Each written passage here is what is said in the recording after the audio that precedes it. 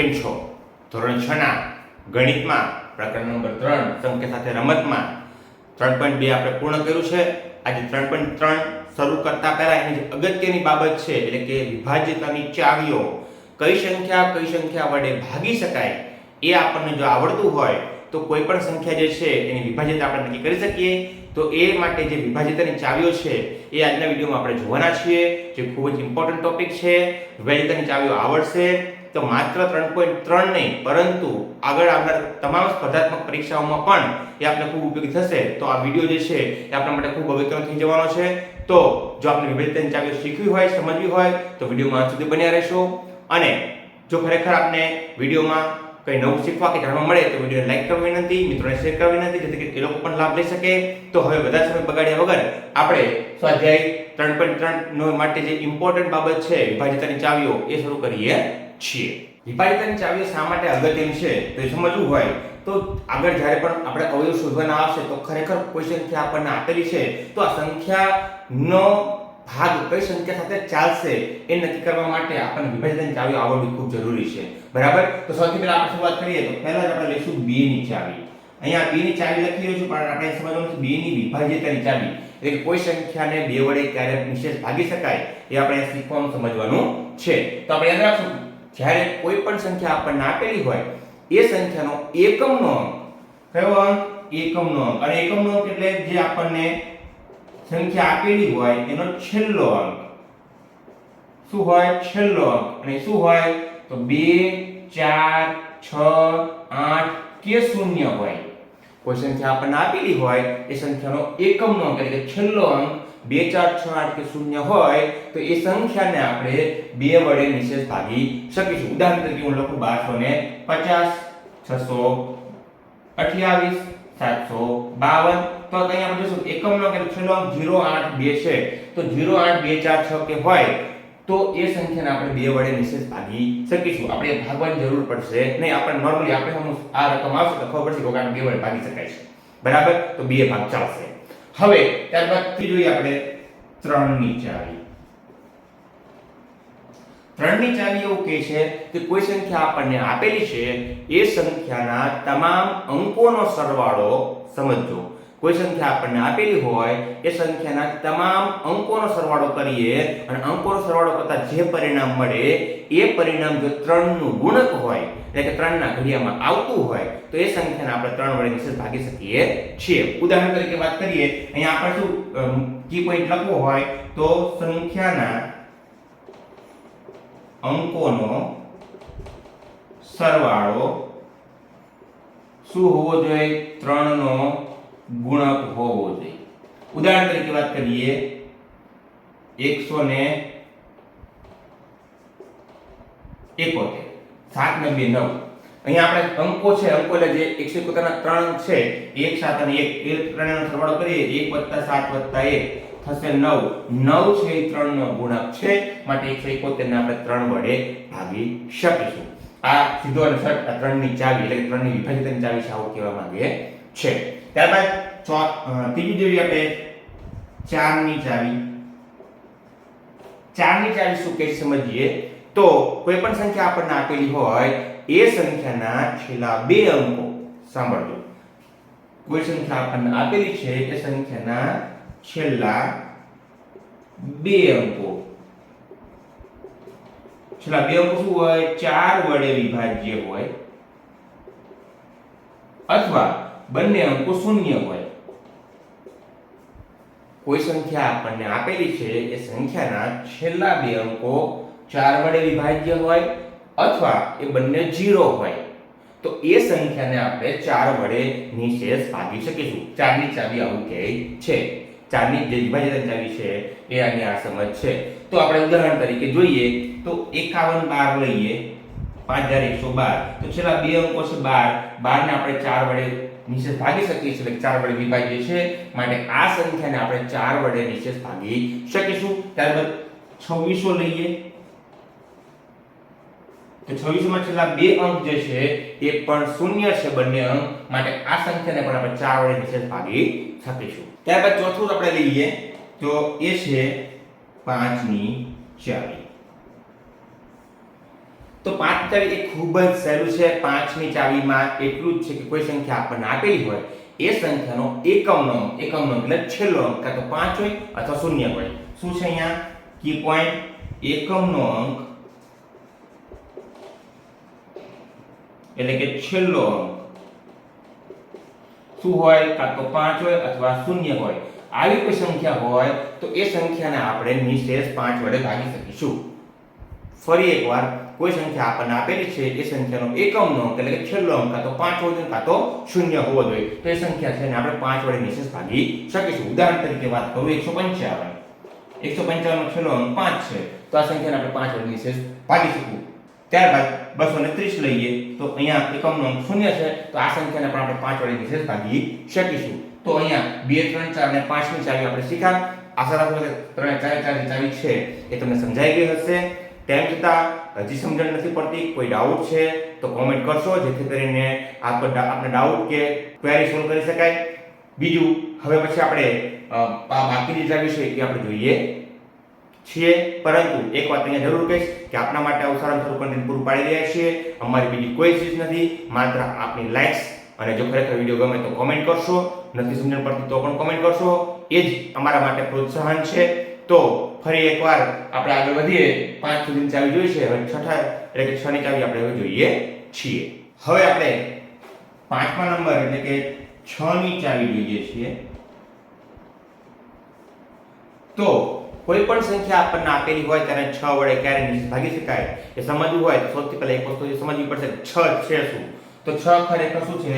તો 6 એ છે 2 ગુણ્યા 3 એટલે કે 2 તરી 6 થાય છે, આપણે જાણીએ છીએ. તો 6 છે એના બે જે અવયવ પડે છે 2 અને 3 પડે છે, મતલબ કે 2 અને 3 ના ગુણાકાર થકી 6 બને છે. એટલે અહીંયા એક વસ્તુ યાદ રાખવાની કે છે કે એવી સંખ્યા કે જેમાં 2 ની ચાવી પણ લાગુ પડતી હોય અને 3 ની ચાવી પણ લાગુ પડતી હોય તો એવી જે સંખ્યા છે એ સંખ્યાને 6 વડે નિશેષ ભાગી શકાય. એટલે કે જે સંખ્યાને 2 વડે અને 3 વડે ભાગી શકાય એ સંખ્યાને 6 વડે ભાગી શકાય છે. અને બીજી વિશેષ કાંઈ એવી સ્પેસિફિક કીવર્ડ નથી કે જેથી આપણે જે આગળ જોયા એ પ્રમાણે કહી શકાય. બરાબર? ઉદાહરણ તરીકે વાત કરું તો 612 આ સંખ્યા એવી છે 2 વડે પણ ભાગી શકાશે કારણ કે એકમનો અંક 2 છે. અને 6 ને 1 7, 7 ને 2 9, 9 જે છે એ 3 નો ગુણક છે, માટે 612 ને 3 વડે પણ ભાગી શકાશે. એટલે એવું કહી શકીએ કે 612 ને આપણે 6 વડે પણ ભાગી શકીએ છીએ. આ જે પ્રેક્ટિસ કરશો ચાવીઓને એટલે ચાવીઓ આપોઆપ આવડશે અને જે ખરેખર લાઈફ ટાઈમ આપને કામ લાગવાની છે. તો 6 ની ચાવી આવી હતી. ફરી એકવાર કહી દઉં, કોઈ સંખ્યા આપણને આપેલી હોય એ સંખ્યાને જો 2 વડે અને 3 વડે એમ બંને વડે નિશેષ ભાગી શકાતી હોય તો સંખ્યાને 6 વડે નિશેષ ભાગી શકાય. હવે આપણે જોઈએ ત્યારબાદ છઠ્ઠા નંબર ઉપર 8 ની ચાવી. 8 ની ચાવી જે છે હું અત્યારે પાઠ્યપુસ્તકોમાં આપવામાં આવેલી છે એ જ ચાવીની ચર્ચા કરી રહ્યો છું. તો 8 ની ચાવી છે જેમ 4 ની ચાવી હતી એમ સેમ 8 ની ચાવી છે, પણ થોડોક ફરક છે. કોઈ સંખ્યા આપણને આપેલી હોય એ સંખ્યા ના ત્યાં ચોથામાં 4 ની ચાવીમાં એવું હતું છેલ્લા 2 અંકો, અહીંયા પછી છેલ્લા 3 અંકો યાદ રાખવાના છે. તો કોઈ પણ સંખ્યા આપણને આપેલી હોય એ સંખ્યામાં છેલ્લા 3 અંકો જો 8 વડે વિભાજ્ય હોય તો તે સંખ્યાને 8 વડે નિશેષ ભાગી શકાય. અથવા જે સંખ્યાના છેલ્લા 3 અંકો શૂન્ય હોય એ સંખ્યાને આપણે 8 વડે નિશેષ ભાગી શકીએ છીએ. ઉદાહરણ તરીકે વાત કરીએ તો 1000 ના છેલ્લા 3 અંકો શૂન્ય છે તો 1000 ને 8 વડે નિશેષ ભાગી શકાશે. ત્યારબાદ 1512 અહીંયા 1512 512 ને 8 વડે ભાગી દઈએ. 8 ચોક 32 8 45 8 48 3 વચ્ચે 2 ઉતાર્યા 8 ચોક 32 એટલે કે 0 0 તો 64. 512 ને આપણે ભાગી શકીએ છીએ 8 વડે એટલે કે 1512 જે છે એને 8 વડે નિશેષ ભાગી શકાશે. ફરી એકવાર ચાવી કહી દઉં કે જે સંખ્યા આપણને આપેલી છે એ સંખ્યાના છેલ્લા 3 અંકો કાં તો 8 વડે વિભાજ્ય હોય અથવા છેલ્લા 3 અંકો શું હોય? શૂન્ય હોય. તો એવી સંખ્યાને આપણે 8 વડે નિશેષ ભાગી શકીશું. ત્યારબાદ 7 નંબર છે એટલે કે 9 ની ચાવી, 9 ની વિભાજિતની ચાવી. તો જે 3 ની ચાવી હતી સેમ 9 ની ચાવી છે. બરાબર? 3 માં આપણે શું કરતા હતા કે જે સંખ્યા આપણને આપેલી હોય એના તમામ અંકો જે છે એનો સરવાળો 3 નો ગુણક હોય તો સંખ્યાને 3 વડે ભાગી શકાય. સેમ વસ્તુ 9 માં છે કે કોઈ સંખ્યા આપણને આપેલી હોય એ સંખ્યાના અંકોનો સરવાળો જો 9 નો ગુણિત હોય અથવા 9 નો ગુણક હોય તો એ સંખ્યાને આપણે 9 વડે ભાગી શકાય છે. તો ઉદાહરણ તરીકે આપણે જોવું હોય તો 243 4 ને 6 અને 3 એ 9 સરવાળો થાય છે એટલે 9 નો ગુણિત છે અને તમામ અંકોનો સરવાળો કી પોઈન્ટ છે તમામ અંકોનો સરવાળો શું હોવો જોઈએ 9 નો ગુણક હોવો જોઈએ. તો એ સંખ્યા આપણે 9 વડે ભાગી શકીશું. 243 છે એના અંકોનો આપણે સરવાળો કરીએ તો 2 + 4 + 3 4 ને 3 7 ને 1 2 9 એટલે 9 જે છે એ 9 વડે ભાગી શકાય છે. ત્યારબાદ જોઈએ 10 ની ચાવી. ખૂબ જ સહેલી ચાવી. 10 ની ચાવીનો નિયમ એવો છે કે આપેલી સંખ્યા કોઈ પણ હોય એનો એકમનો શું છે એકમનો અંક અને એકમનો અંક એટલે છેલ્લો અંક એ શું હોવો જોઈએ શૂન્ય હોવો જોઈએ. જો આપેલી સંખ્યાનો એકમનો અંક એટલે કે છેલ્લો અંક શૂન્ય હોય તો એ સંખ્યાને 10 વડે ભાગી શકાય. પાછળ એટલે કે એકમનો શૂન્ય આવતું હોય કોઈ પણ સંખ્યા લઈ લો. ઉદાહરણ તરીકે લઈએ 1250 350 450 1260 આ બધી સંખ્યાઓ જે છે એનો એકમનો અંક શૂન્ય છે માટે એ સંખ્યાને આપણે 10 વડે ભાગી શકીએ છીએ. તો 6 8 9 અને 10 ની ચાવીની ચર્ચા કરીએ. હવે એક ચાવી બાકી રહી છે 11 ની ચાવી એની ચર્ચા આપણે કરીએ. છેલ્લી ચાવી જે છે એ 11 ની જે વિભાજ્યતાની ચાવી છે એની આપણે ચર્ચા કરીએ. તો અત્યાર સુધી ચાવી શીખા એ ખરેખર સહેલી હતી. આ ચાવી થોડીક અલગ પડે છે પરંતુ આપણે એને સમજીશું એટલે આપણને ઈઝીલી આવડશે. તો 11 ની ચાવી એવું કહે છે કે કોઈ પણ સંખ્યા આપણને આપેલી હોય એ સંખ્યામાં રહેલા એકી ક્રમના અંકો અને બેકી ક્રમના અંકો એ બંનેનો સરવાળો અને એ સરવાળાના તફાવત કરતા જે આપણને પરિણામ મળે એ પરિણામ જો 11 નો ગુણક અથવા શૂન્ય હોય તો તે સંખ્યાને 11 વડે નિશેષ ભાગી શકાય છે. સમજવા પ્રયત્ન કરીએ તો અહીંયા કી પોઈન્ટ એવું થશે કે આપેલી સંખ્યાના અંકોમાં એકી ક્રમના અંકો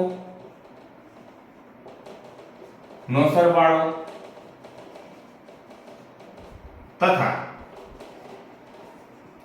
બેકી ક્રમના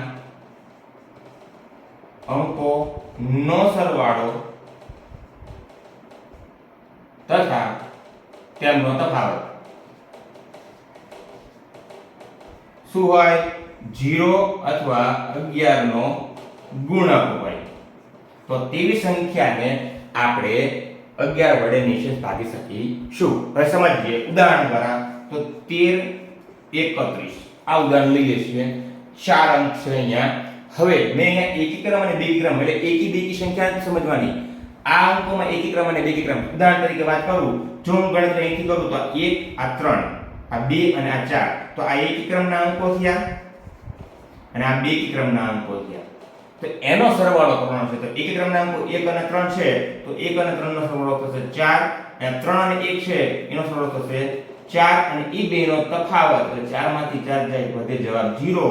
જો જવાબ 0 વધે અથવા 11 નો ગુણક એટલે કે 11 22 33 44 55 66 77 આવો જવાબ વધે તો એ સંખ્યાને આપણે 11 વડે નિશેષ ભાગી શકીએ છીએ. અહીંયા ચાવી એવું કહેવા માંગે છે. ખૂબ જ સરળ રીતે મેં સમજાવવા પ્રયત્ન કર્યો છે. તેમ છતાં ન સમજાય તો કોમેન્ટ કરજો. અને બીજું કે સ્વાધ્યાય 3.3 જે છે સંપૂર્ણ આ ચાવીઓને આધારિત જ સ્વાધ્યાય છે એટલે એ હું ચલાવવાનો નથી. આ એકવાર સમજી લેશો એટલે એ સ્વાધ્યાય 3.3 ઈઝીલી આવડે એવું છે. તેમ છતાં જો આપ એવું ઈચ્છતા હોય કે હું એનું સોલ્યુશન કરાવું તો વધુમાં વધુ જો કોમેન્ટ આવશે કે 3.3 નું સોલ્યુશન કરાવો તો ચોક્કસ સ્વાધ્યાય 3.3 છે સોલ્યુશન કરાવીશ. નહીંતર નેક્સ્ટ વિડિયો આપણે 3.4 નો શરૂ કરવાના છીએ જેમાં આપણે સામાન્ય અવયવ કોને કહેવાય એની ચર્ચા કરીશું. તો ખરેખર જો આપને એવું લાગતું હોય કે સ્વાધ્યાય 3.3 નું સોલ્યુશન કરવાની જરૂર છે તો મેક્સિમમ કોમેન્ટ કરજો. અને ખરેખર આ વિડીયોમાં જો આપને હજી કંઈ સમજ ન પડી હોય તો પણ કોમેન્ટ કરશો, અને ખરેખર વિડીયોમાં કંઈ નવું શીખવા કે જાણવા મળ્યું હોય તો પણ કોમેન્ટ કરી જણાવશો, જેથી કરીને અમને પ્રોત્સાહન મળે અને આપણા માટે આવું સારું કન્ટેન્ટ પૂરું પાડતા રહીએ. એ ઉપરાંત ખરેખર જો આપને વિડીયો ગમે છે તો વિડીયોને લાઈક કરવા વિનંતી, મિત્રોને શેર કરવા વિનંતી, જેથી કરીને એ લોકો પણ લાભ લઈ શકે. અને હજી સુધી જો ચેનલ પર આપ નવા છો તો ચેનલ સબસ્ક્રાઇબ કરી બાજુમાં રહેલું બેલ આઇકન દબાવી દેવું, જેથી કરીને આપને મારા નવા વિડીયો અપડેટ્સ મળતી રહે. સમગ્ર ધોરણ 6, ધોરણ 7 અને ધોરણ 8 ના ગણિતના તમામ ચેપ્ટર્સ અહીંયા અપલોડ થવાના છે. તો ખરેખર જો આપને 6 થી 8 નું ગણિત સંપૂર્ણ શીખવા સમજવા માંગતા હો તો ચેનલ પર બન્યા રહેશો અને મિત્રોને પણ શેર કરશો, જેથી કરીને એ લોકો પણ લાભ લઈ શકે. આપના લાઇક્સ, આપનો સપોર્ટ એ જ આ ચેનલનો ફીસ છે, એ જ આ ચેનલનો હેતુ છે. એટલા માટે ચેનલ પર બીજી કોઈ જ પ્રકારની ફી રાખવામાં નથી આવી. આભાર.